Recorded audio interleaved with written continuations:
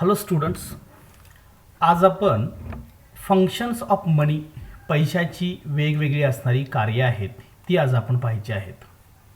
ही कार्य पाहत असतेवेळी पैशाची व्याख्या काय आहे या हाही भाग आपण पाहणार आहे. त्यानंतर या कार्याची केलेली जी विभागणी आहे वेगवेगळ्या घटकामध्ये ते घटक आपण अभ्यासणार आहे. सर्वप्रथम आपण अभ्यासतोय ते म्हणजे पैशाची व्याख्या काय आहे. यापूर्वी आपण दोन मुद्द्यांमध्ये काही घटक आपण अभ्यासलेले आहेत. ते म्हणजे काय तर what is the barter system of the money. पैशाची असणारी ही बार्टर सिस्टम काय आहे किंवा बार्टर व्यवस्था कशा प्रकारची होती किंवा देवाणघेवाण पद्धती कशी होती या संदर्भामध्ये आपण पाहिलेलं आहे. त्याचबरोबर इव्हॅल्युएशन ऑफ मनी पैशाची उत्क्रांती कशी झाली याबद्दलही आपण अभ्यासलेलं आहे. आणि मग एकूण असणाऱ्या कॉईनपासून ते जवळजवळ आपला डिजिटल मनी कसा आहे इथंपर्यंत आपण अभ्यासलेला आहे. आजच्या लेक्चरमध्ये आपल्याला फंक्शन्स ऑफ मनी पैशाची कार्य पैसा कोणकोणती कामं करू शकतो, पण ही कामं ही जी कामं आहेत ही कामं का पार पाडली जाते तर त्या पैशाच्या व्याख्येमध्ये याची कामं दडलेली आहे. मग पैशाची व्याख्या काय, मग क्राउथरने व्याख्या केलेली आहे, हॉट्रेने व्याख्या केलेली आहे, वेगवेगळ्या अर्थतज्ञांनी पैशाची व्याख्या केलेली आहे. पण आपण जर पाहिलं तर एकच आपल्याला सर्वात महत्त्वाची व्याख्या आपण अभ्यासतो. ती व्याख्या अशी आहे की जी अशी वस्तू आहे जी सार्वत्रिकरित्या स्वीकारार्ह ठरणारी जी वस्तू असते त्याला आपण पैसा किंवा चलन असं म्हणतो. सार्वजनिक ठिकाणी स्वीकारार्ह असते म्हणजे जिथे जिथे आपण हे चलन घेऊन जाऊ, जिथे जिथे पैसा आपण घेऊन जाऊ त्या ठिकाणी ही या पैशाची स्वीकारार्हता असते म्हणजे ॲक्सेप्टन्स असतो. प्रत्येक माणूस स्वीकारतो. म्हणजे आता या जगामध्ये जर आपण कोणताही एकही माणूस असा सापडणार नाही की जो पैसा नाकारू शकतो. म्हणजे प्रत्येक माणूस ज्या ज्या ठिकाणी जाईल त्या ठिकाणी त्याला पैसा स्वीकारार्ह असतो, तो पैसा स्वीकारतो. आपल्याला कुठून पैसे येणार असतील तर आपण तो पैसा स्वीकारतो. आपल्याला इतरांना पैसे द्यायचे असतील तर दुसरी व्यक्ती ते पैसा स्वीकारत असते. आणि म्हणून व्याख्येमध्ये सांगितलेलं आहे की सार्वत्रिकरित्या स्वीकारार्ह ठरणारी जी अशी वस्तू आहे ती वस्तू म्हणजे पैसा किंवा चलन. सार्वत्रिकरित्या म्हणजे सर्वांच्या ठिकाणी सर्व ठिकाणी वस्तूची देवाणघेवाण करत असतेवेळी, मूल्यसंचयन करत असतेवेळी असेल, देणी देत असतेवेळी असेल, तुमची पत निर्माण करण्याची परिस्थिती असेल, अशा वेळीसुद्धा जिथं आपण स्वीकारार्हता असते असं ठिकाण किंवा अशी वस्तू म्हणजे आपण पैसा असं म्हणतो. ही आपण थोडक्यात त्याची व्याख्या अभ्यासतो. व्याख्या अभ्यासानंतर आपण पुढे जातो ते म्हणजे पैशाची कार्ये कोणकोणती आहेत ती आपण अभ्यासतो. पैशाची कार्य अभ्यासत असतेवेळी पैशाच्या कार्याची मुख्य आपण 3 प्रकार पाडतो, पण मी तुमच्या या PPTमध्ये एकूण 4 प्रकार पाडलेले आहेत. मग 3 प्रकार कोणकोणते आहेत, कसं विभाजन केलेलं आहे. एक म्हणजे काय, पैशाचं प्रायमरी फंक्शन्स म्हणजे पैशाची असणारी प्राथमिक कार्ये. मग प्राथमिक कार्यामध्ये मुख्य 2 प्रकार पडतात, मिडियम ऑफ एक्सचेंज आणि मेझर्स ऑफ व्हॅल्यू. त्यानंतर मग सेकंडरी फंक्शन दुय्यम कार्य त्याला आपण म्हणतो. म्हणजे पैशाचं प्राथमिक कार्य, पैशाची दुय्यम कार्य हा एक भाग आहे. तिसरा भाग जो आहे तो पैशाची त्याला आपण अनुषंगिक कार्य म्हणतो. अनुषंगिक म्हणजे काय, it's a possible but not a certain. म्हणजे पैशाने ती कामं होऊ शकतात पण ती निश्चित नाहीत. ती depends upon the human behave, depends upon the transaction. त्या एखाद्या असणाऱ्या व्यवहारावरती ती अवलंबून आहेत. आणि म्हणून आपण म्हणतो की अशी अनुषंगिक कार्य आहेत की जी कार्य आपण पैशानं करू शकतो परंतु ती अनिश्चित असतात. जेव्हा आपल्याला गरज भासते तेव्हा आपण ती करतो. अशी अनुषंगिक कार्य आहेत. हा तिसरा भाग आहे. आणि चौथा भाग आहे तो म्हणजे इतर कार्य आहे. म्हणजे काही पैसासुद्धा इतर काही कामं करतो आणि मग ती इतर कार्य कशा प्रकारे आहेत हे आपण यामध्ये अभ्यासणार आहे. तेव्हा सर्वप्रथम आपण अभ्यासतो ते म्हणजे काय तर पैशाची प्रायमरी फंक्शन्स कोणकोणते आहेत, पैशाचं प्राथमिक कार्य कोणकोणतं आहे. पैसा आपण व्याख्येमध्ये अभ्यासलेला आहे. पैसा हा एकमेव काय आहे तर सार्वत्रिक स्वीकारार्ह आहे. आणि सार्वत्रिक स्वीकारार्ह असतो म्हणजेच काय, का आपण स्वीकारतो, because of the first function or the initial functions of the money, it means the medium of exchange. ते विनिमयाचं माध्यम आहे. कारण आपण पूर्वी बार्टर सिस्टममध्ये पाहिलेलं आहे की वस्तूची देवाणघेवाण करायची, वस्तूची देवाणघेवाण करून आपण पैशाचे व्यवहार पूर्ण करायचो किंवा गरजा आपण पूर्ण करायचो. मग अडचण काय निर्माण होत असे, जर मला एखाद्या वस्तूची गरज आहे तेव्हा ती वस्तू मी दुसऱ्या व्यक्तीकडून मागून घेणार आणि दुसऱ्या व्यक्तीला जर एखाद्या माझ्याकडे असणाऱ्या वस्तूची गरज आहे ती वस्तू मी दुसऱ्या व्यक्तीला देणार. परंतु अशामध्ये काय प्रश्न निर्माण व्हायचा, तर एकूण असणाऱ्या वस्तूचा वहनाचा प्रश्न यायचा, स्थानांतराचा प्रश्न यायचा, ते आपण ट्रान्सफर करू शकत नव्हतो, असे काही घटक होते त्याच्यामध्ये.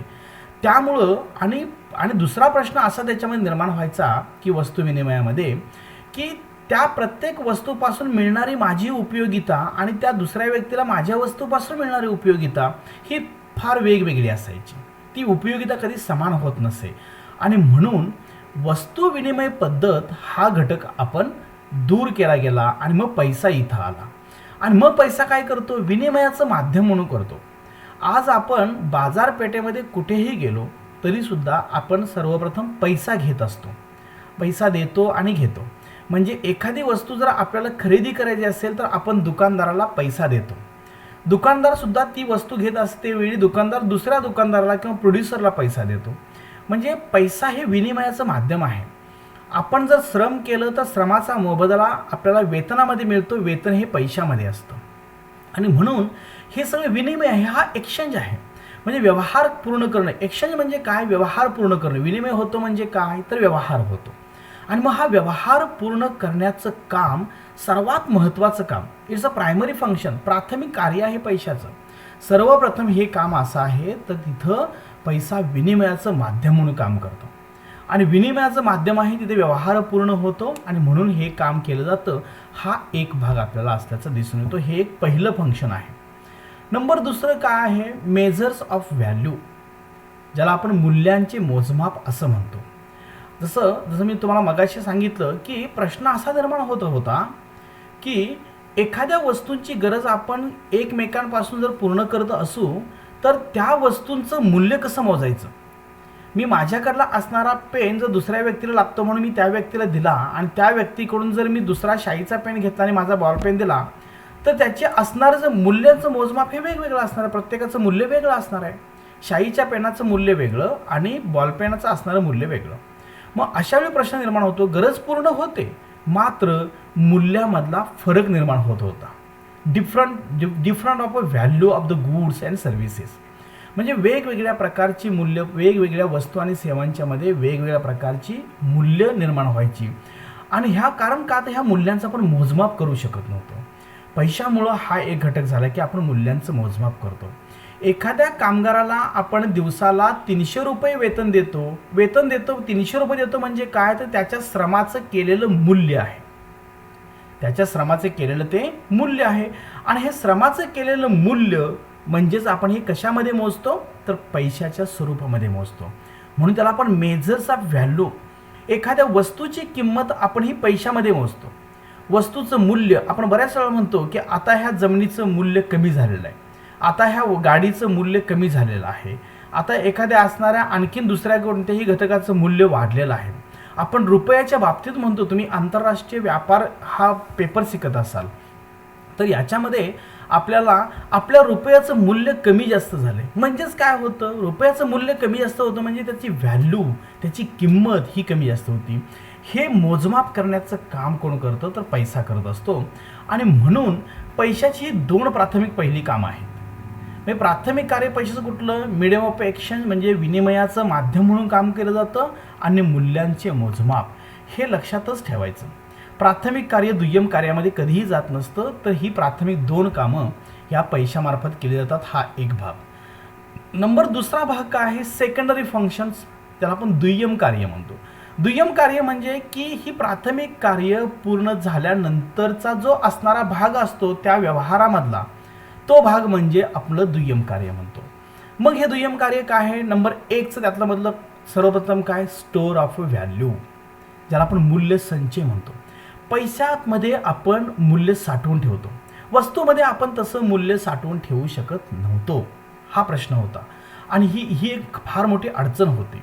मग आता ह्याच्यामध्ये मूल्य साठवून ठेवतो म्हणजे काय, म्हणजे आता जर सध्याच्या आपण परिस्थितीमध्ये आर्थिक व्यवस्थेमध्ये जर पाहिलं, अर्थव्यवस्थेमध्ये पाहिलं, तर आपण वेगवेगळ्या बॉन्डमध्ये, आपण वेगवेगळ्या शेअर्समध्ये, आपण वेगवेगळ्या भांडवलामध्ये पैसा आपण साठवून ठेवू शकतो. वेगवेगळ्या असणाऱ्या रिसोर्सेसमध्ये, वेगवेगळ्या उत्पादन घटकामध्ये आपण पैसा साठवून ठेवू शकतो. म्हणजे आपण नेहमीच म्हणतो की मी आज एखादी जमीन घेतली तर त्या जमिनीचं असणारं भविष्यातलं मूल्य मला वाढून येणार आहे. याचाच अर्थ काय, मी त्या असणाऱ्या वस्तूचं मूल्य संचय करून ठेवलं, साठवून ठेवलेलं आहे, ज्याला आपण स्टोअर ऑफ व्हॅल्यू म्हणतो. वस्तूमध्ये तसं नव्हतं. वस्तू घेतली, मी गरजेपोटी घेतली आणि ती गरजेपोटी घेतल्यानंतरच मी काय केली, की त्या वस्तूचा वापर केला, म्हणजे तिथं माझी गरज पूर्ण झाली, वस्तूचं मूल्य तिथं संपुष्टात आलं. परंतु इथं प्रश्न पैशाच्या बाबतीत होतो. म्हणजे पैसा, म्हणून आपण म्हणतो की पैसा काय करतो, की मूल्य संचय करून ठेवू शकतो. ते एकूण असणाऱ्या एखाद्या वस्तू आणि सेवांचं असणारे जे व्हॅल्यू आहे, व्हॅल्यू स्टोअर केलं जातं. हा एक भाग आपल्याला असल्याचा ह्या दुय्यम कार्यामधला नंबर 1चा आहे. नंबर 2चं दुय्यम कार्य कोणकोणतं आहे, तर विलंबित देणी देण्याचं कार्य. आपण बऱ्याच अंशी एखाद्या बँकेकडून कर्ज काढत असतो आणि कर्ज काढत असतेवेळी ते कर्ज आपल्याला काही कालांतराने, काही वर्षाने आपल्याला त्याची परतफेड करायची असते. जेव्हा आपण त्याची परतफेड करतो तेव्हा त्याचं असणारं मूल्य हे वेगळं असतं. म्हणजेच काय, तर ही विलंबित देणी आहे, वेगवेगळी देणी आहेत. उसने त्याला आपण म्हणतो उदार देवाणघेवाण करतो आपण, देवाणघेवाण आपण करू शकतो. मी तुम्हाला जर समजा 200 रुपये दिले तर ते 200 रुपये तुम्ही मला पुन्हा काय देणार आहात, की 2 महिन्यांनी किंवा 2 वर्षांनी मला परत करणार आहात, ठरलेल्या कालावधीनुसार परत करणार आहात. याचा अर्थ काय, माझी विलंबित देणी आहेत. मग विलंबित देणी in terms of the investment, गुंतवणुकीमध्ये असतात. विलंबित देणी ही एकूण वेतनामधली असतील, वेतनामध्ये देतो. विलंबित देणी ही वस्तू आणि सेवांच्या मूल्यामधली असतील, ही आपण देऊ शकतो. म्हणजे मी एखादी तुमच्याकडून वस्तू घेतली आणि मी तुम्हाला म्हटलं की तुम्हाला काही दिवसानं मी तुम्हाला या वस्तूचं मूल्य देतो किंवा किंमत देतो, जेव्हा माझे पैसे येतील तेव्हा. म्हणजेच काय करतो, मी विलंबित देणी देण्याचं कार्यही पैसा करतो. हा एक भाग त्यातला नंबर 2चा आहे. नंबर 3रं कार्य आहे सेकंडरी फंक्शनमध्ये, ते म्हणजे ट्रान्सफर ऑफ व्हॅल्यू, मूल्य स्थानांतर.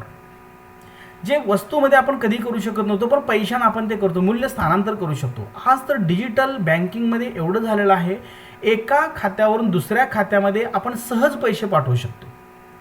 म्हणजे आपण UPI असेल किंवा भीम ॲप असेल किंवा ATM असेल, डेबिट कार्ड असेल किंवा गुगल पे, फोनपे असेल, मूल्यांचं आपण स्थानांतर करतो, मूल्यांचं स्थानांतर करतो. वस्तू विनिमयाच्या बाबतीत ही फार मोठी अडचण होते की आपल्याला त्या वस्तूचं मूल्य स्थानांतर करता येत नव्हतं. एका वस्तूचं दुसऱ्या वस्तूमध्ये आपण स्थानांतर करतो, म्हणजे 2 वस्तू आहेत असं आपण गृहीत धरतो. मग जेव्हा 2 वस्तू आहेत ह्या गृहीत धरल्या, तेव्हा या 2 वस्तूंचं मूल्य आपण एकमेकामध्ये स्थानांतर करू शकतो. मी तुमच्याकडून एखादी वस्तू घेतली, ती वस्तू मी तुम्हाला परत करायची आहे, आणि तुम्ही माझ्याकडे एक वस्तू घेतली, तर तुमच्या वस्तूचं मी मूल्य करणार समजा 100 रुपये आहे, माझ्या वस्तूचं मूल्य 90 रुपये आहे. म्हणजेच काय असेल, तर एकूण असणारी 10 रुपयाची देवाणघेवाण आपली वरची होत जाते. म्हणजे मूल्याचं स्थानांतर होतं. हे मूल्यांचं स्थानांतर करणं हे काम कुणाचं आहे, पैशामध्ये आहे, म्हणून याला आपण दुय्यम कार्य म्हणतो. म्हणून आपण लक्षात ठेवत असतेवेळी एक लक्षात ठेवायचं, फंक्शन्स ऑफ मनीमध्ये पैशाची कार्ये, त्यामधलं प्राथमिक कार्य आहे. प्राथमिक कार्यामध्ये ही 2च कार्य लिहायची आहेत. मीडियम ऑफ एक्सचेंज, विनिमयाचं माध्यम म्हणून कार्य आहे, विनिमयाचं माध्यम म्हणून काम केलं जातं. आणि नंबर 2चं मेझर्स ऑफ व्हॅल्यू, ज्याला आपण मूल्यांचं मोजमाप म्हणतो. सेकंडरी फंक्शन्समध्ये आपण जेव्हा पाहतो तेव्हा दुय्यम कार्य आहे, ह्याला दुय्यम कार्य म्हणतो.